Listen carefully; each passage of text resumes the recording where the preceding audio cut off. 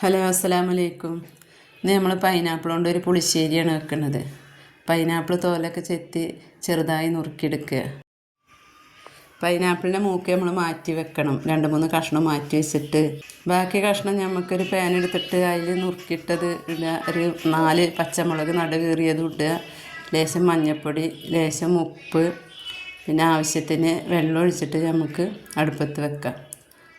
നല്ല ഇളക്കി കൊടുത്ത് മൂടി വെക്കുക. നമ്മൾ മാറ്റി വെച്ച കഷ്ണങ്ങളുണ്ടല്ലോ, അതൊരു മിക്സിയുടെ ജാറിലിട്ടിട്ട് നല്ലോണം അരച്ചിട്ട് നമ്മൾ അടുപ്പത്ത് വെച്ച കൂട്ടിലേക്ക് ഒഴിച്ചെടുക്കുക. നല്ലോണം ഇളക്കി കൊടുക്കുക. എന്നിട്ട് ഒന്ന് മൂടി വെക്കുക. ഒന്ന് ചൂടായതിന് ശേഷം പിന്നെ 2 തണ്ട് കറിവേപ്പില ഇട്ട് കൊടുക്കുക. ഒരച്ച് ശർക്കര ഇട്ടിട്ട് നല്ലോണം ഇളക്കി കൊടുക്കുക. മിക്സിയുടെ ജാറെടുത്തിട്ട് 1 കപ്പ് തേങ്ങ, ഒരു 1/2 ടീസ്പൂണ് ചെറിയ ജീരകം, ഒരു 1/4 ടീസ്പൂണ് മഞ്ഞൾപ്പൊടി, കുറച്ച് വെള്ളം ഒഴിച്ചിട്ട് നന്നായി അരച്ചെടുക്കുക.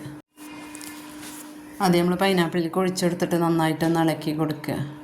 എന്നിട്ട് ഉപ്പും എരിവൊക്കെ ഒന്ന് നോക്കുക. ഉപ്പില്ലെങ്കിൽ കുറച്ച് ഉപ്പിടുക. പിന്നെ അതിന് ശേഷം നമ്മൾ ഗ്യാസ് ഓഫ് ചെയ്തിട്ട് നല്ല കട്ട തൈര് ഒന്ന് മിക്സിയിൽ അടിച്ചതിന് ശേഷം അതിലേക്ക് ഒഴിച്ചെടുക്കുക. ഗ്യാസ് ഓഫാക്കിയതിന് ശേഷം തൈര് ഒഴിച്ചെടുത്താൽ മതി. പിന്നെ നമ്മളൊരു ചട്ടി അടുപ്പത്ത് വെച്ച് എണ്ണ ഒഴിച്ച് കടുകും ലേശം ഉലുവയും വറ്റൽമുളകും വേപ്പിൻ്റെ ഇല ഇട്ടിട്ട് താളിക്കുക. ലേശം മുളകും പൊടി ഇട്ടെടുക്കുക. എന്നിട്ട് നന്നായി ഇളക്കി കൊടുത്ത് നമ്മൾ വേവിച്ച് വെച്ച പൈനാപ്പിൾ പുളിശ്ശേരിയിൽ ഒഴിച്ചെടുക്കുക. പൈനാപ്പിൾ പുളിശ്ശേരിയിൽ ഉപ്പൊക്കെ നോക്കി വെക്കുക. എൻ്റെ ചാനൽ ആദ്യമായിട്ട് കാണുന്നവരുണ്ടെങ്കിൽ ഒന്ന് സബ്സ്ക്രൈബ് ചെയ്യുക, ലൈക്ക് ചെയ്യുക, ഷെയർ ചെയ്യുക, കമൻറ്റൊക്കെ ചെയ്യുക. ഞാൻ അടുത്തത് വേറൊരു വിഭവമായിട്ട് വരാം.